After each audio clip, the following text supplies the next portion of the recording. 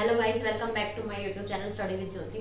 So I hope आपने last lecture देख लिया होगा। That was based on the subjective probability and उससे लास्ट वाला mathematical probability and statistical probability. ठीक है, तो वो क्या थे हमारे टाइप्स ऑफ प्रोबेबिलिटी। बट आज हम क्या पढ़ने वाले हैं, sets and elements of the sets. मतलब जो प्रोबेबिलिटी में हम नोटेशंस वगैरह यूज करते हैं, जो बेसिक हमारी नोटेशंस वगैरह होती है, ठीक है, वो हम कैसे डिफाइन करते हैं, तो वो आज हम इस लेक्चर में थोड़ा पढ़ने वाले, मतलब इंट्रोडक्शन टाइप। ओके, तो बेसिकली सेट्स क्या होता है, पहले सेट्स देखते हैं। भाई सेट्स हमारा कैसे डिफाइन होता है, मतलब सेट्स से ही एक जो सेट्स वर्ड है उससे ही एक डिफाइन हो रहा है कि जो बहुत सारी चीजों का कॉम्बिनेशन हो। ठीक है, तो जो सेट्स होता है वो बेसिकली यही होता है कि ये एक वेल डिफाइंड कलेक्शन। मतलब कलेक्शन मैंने क्यों बोला यहाँ पे, जैसे मैंने बोला कि कॉम्बिनेशन ऑफ ऑल द, मतलब जो भी वैल्यू हमें चाहिए, ठीक है, या फिर कोई भी गिवन वैल्यू जो उसका कॉम्बिनेशन।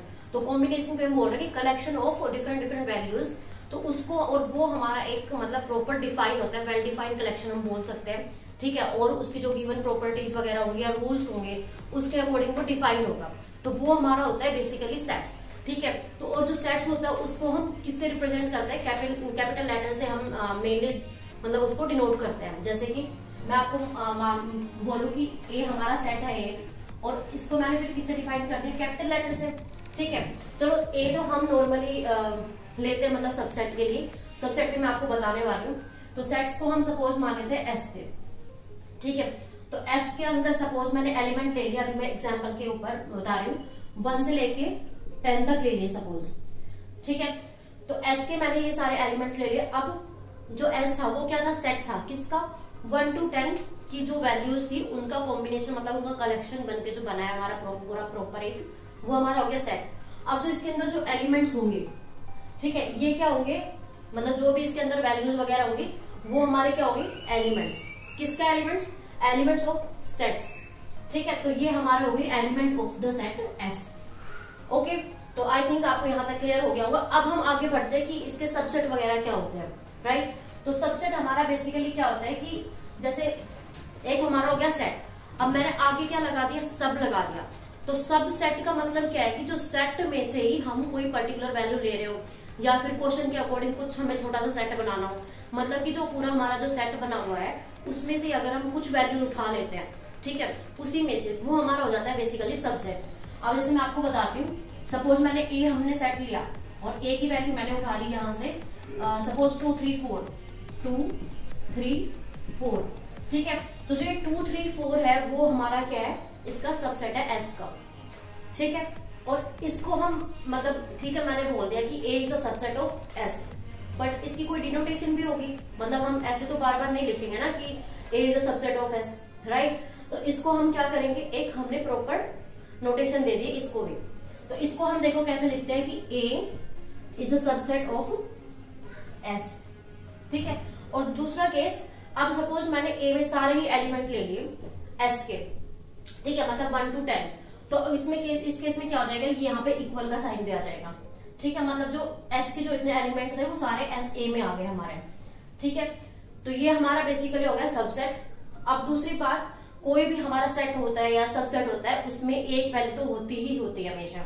वो कौन सी वैल्यू होती है, 5 वाली। ठीक है, इसको हम बेसिकली बोलते हैं नल सेट। नल सेट मतलब कि इसका मतलब है कि उस सेट में 0 वैल्यू है।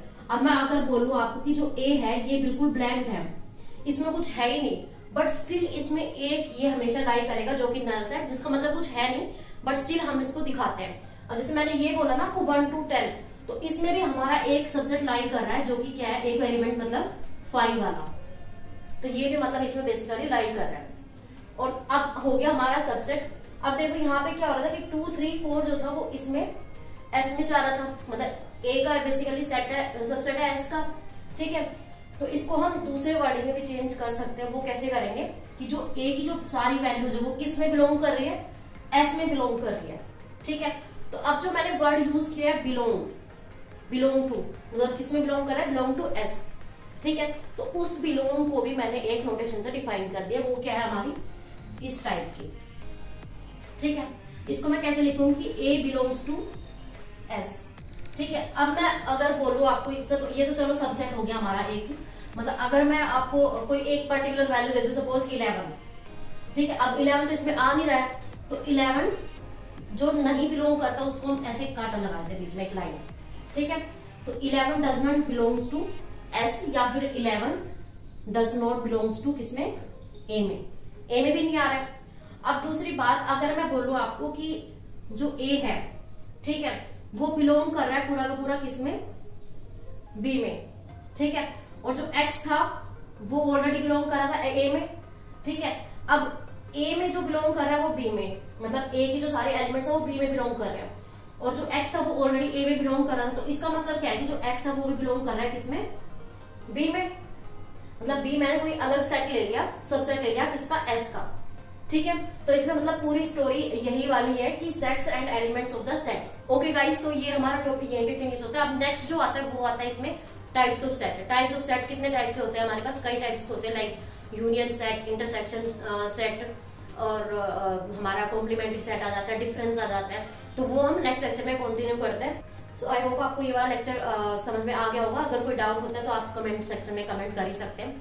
और नेक्स्ट हम स्टार्ट करने वाले हैं मतलब टाइम सीरीज के ऊपर भी एक यूनिट, एक मतलब टाइप ऑफ वीडियोस, ठीक है। तो ओके गाइस, तो बाय बाय, मिलते हैं नेक्स्ट वीडियो में।